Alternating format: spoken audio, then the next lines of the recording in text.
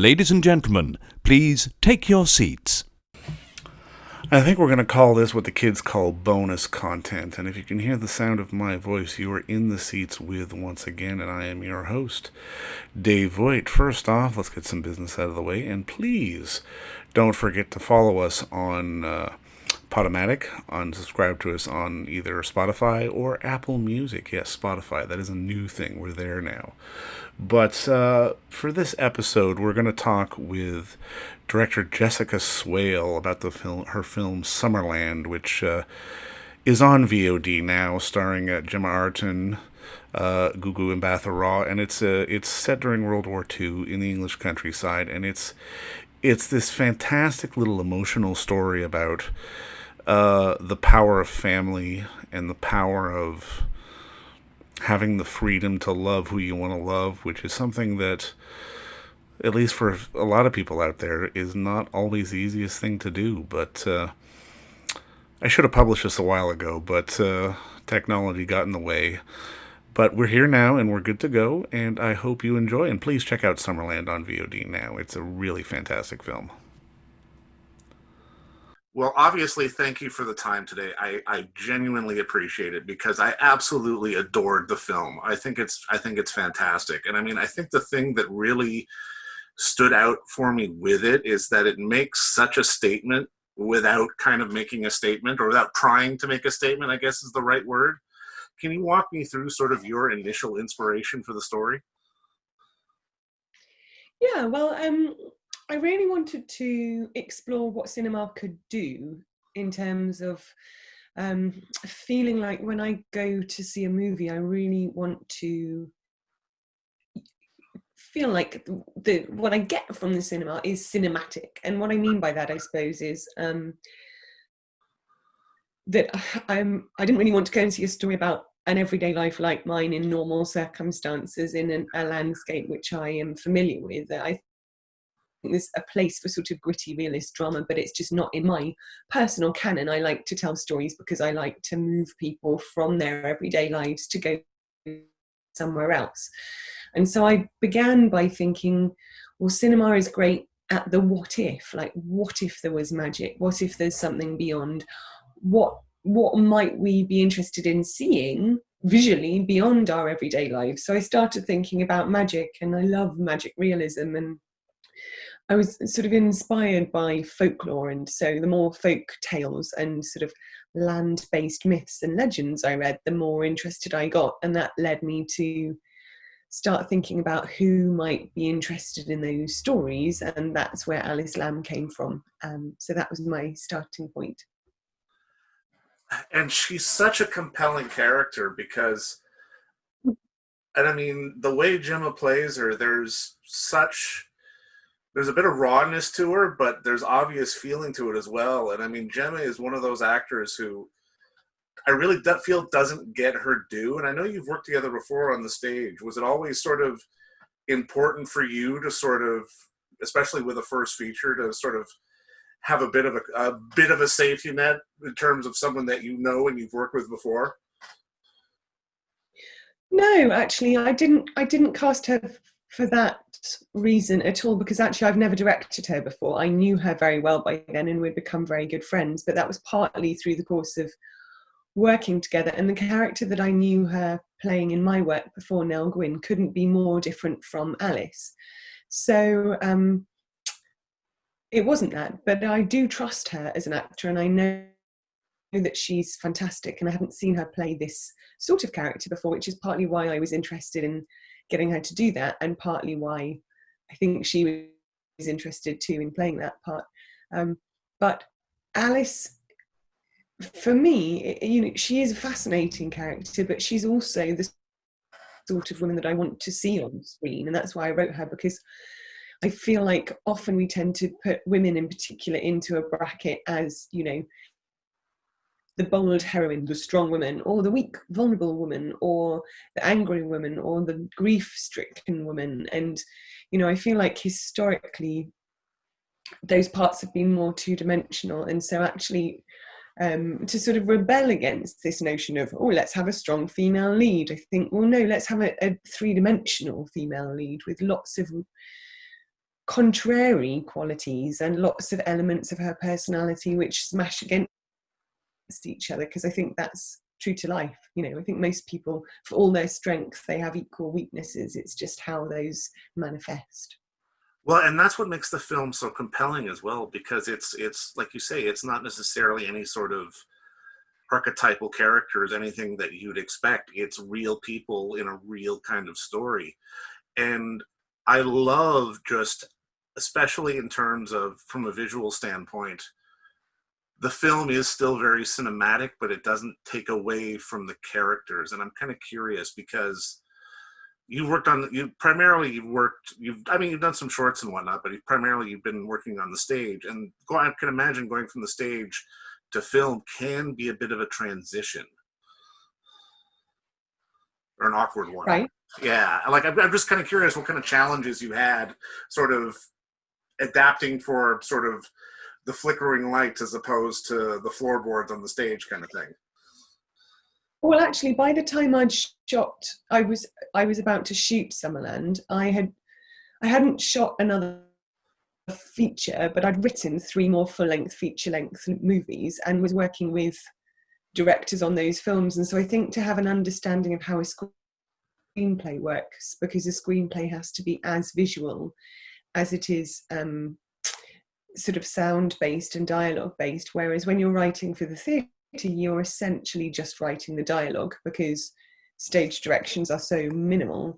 But of course, being a director working in the theatre is an absolutely visual medium. And so I was very used to thinking in pictures. And I found that when I started writing for the screen, therefore, that was very satisfying for me and felt easier in a way than theatre, which I found slightly frustrating in terms of not being able to prescribe what people would see as much. Whereas, you know, so by the time I shot Summerland, it was my first full feature, but my 4th venture into telling an entire story in the cinema. And I think that I have an equal interest in dialogue and visuals. I come from quite a visual background because I started at the very beginning as a dancer, actually, before moving into other types of performance. And so the sort of rhythm and the shapes and the sense of how an ensemble works or how you move are all things that really interest me. And I think that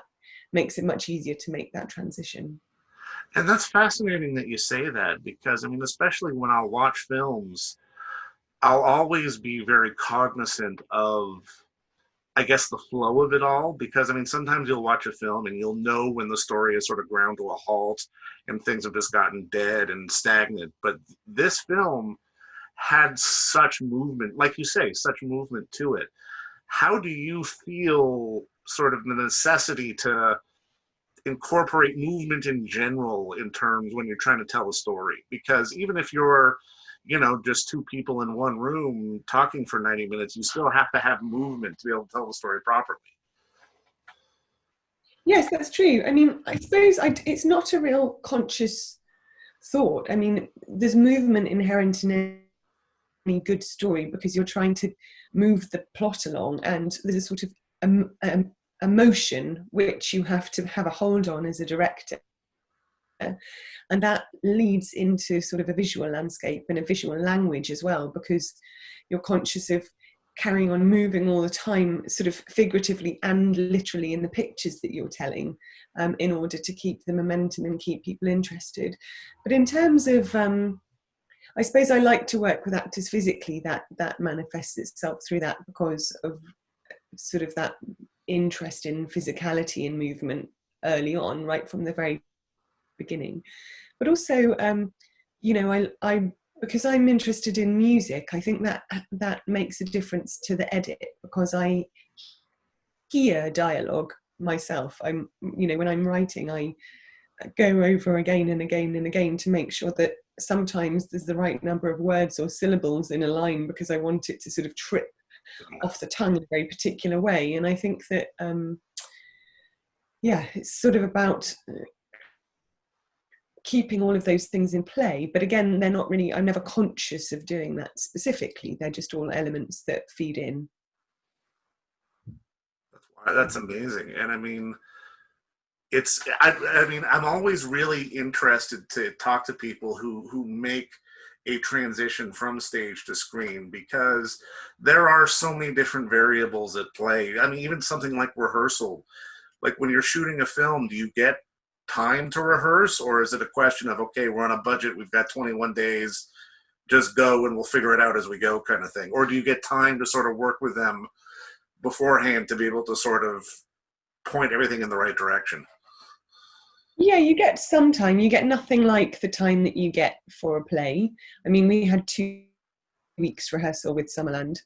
But the function of rehearsal in film is very different, because in a theatre, you're obviously trying to set everything, and you start from the beginning and you go again and again and you rework it as you go, and it's about pulling an ensemble together. And with film, if you rehearse it too much, I mean, you're not in the right space for a start for the most part. It's quite unusual to rehearse on set.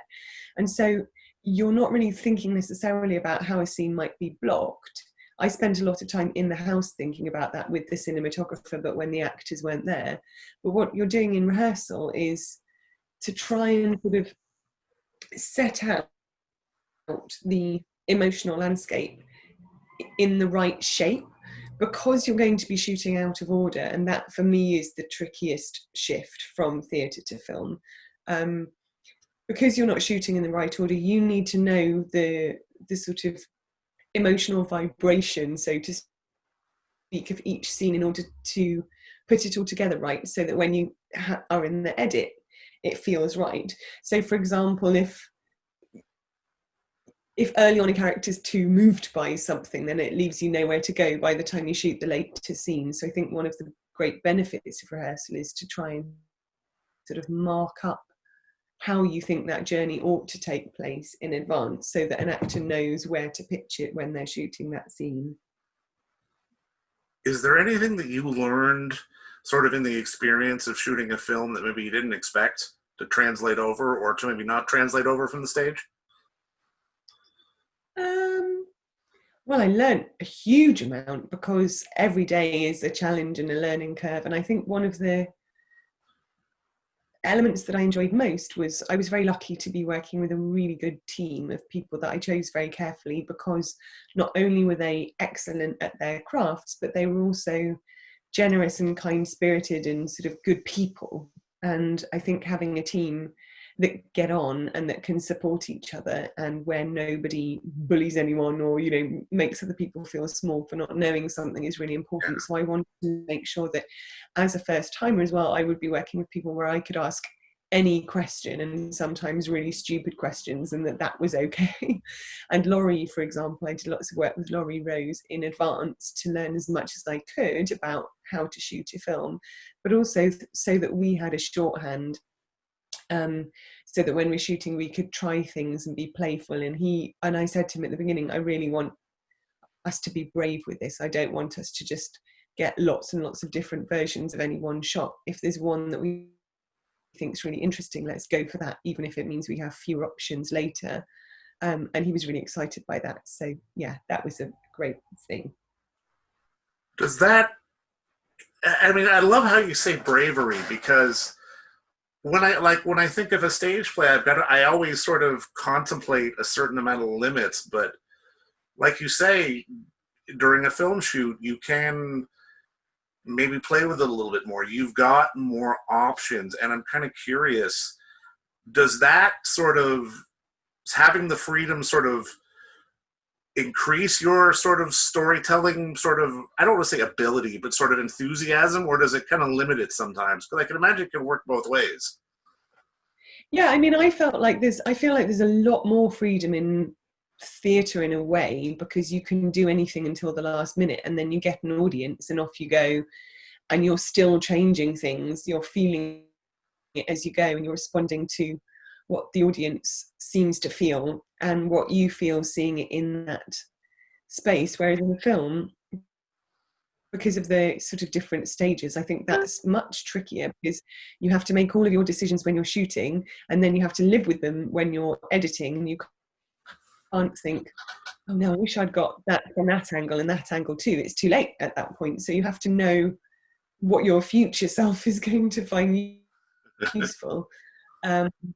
Yeah, so I think there's more, you're more restricted in the sense that you have to live with your decisions right from day one, and right from the first hour of shooting on the first day on set. But I think there's power in that because it makes you really think about your choices.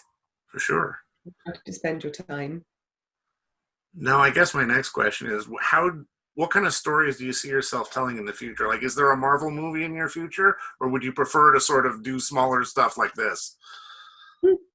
Well, I'm currently doing Swan Lake with Universal, so that's kind of Oh, there we go. Okay. with Felicity Jones, and that's live action and, you know, thousands of swans and a huge budget. So I think that will be a really interesting contrast to this. I'm writing that. Who knows who will direct it? Could be me, could be anybody.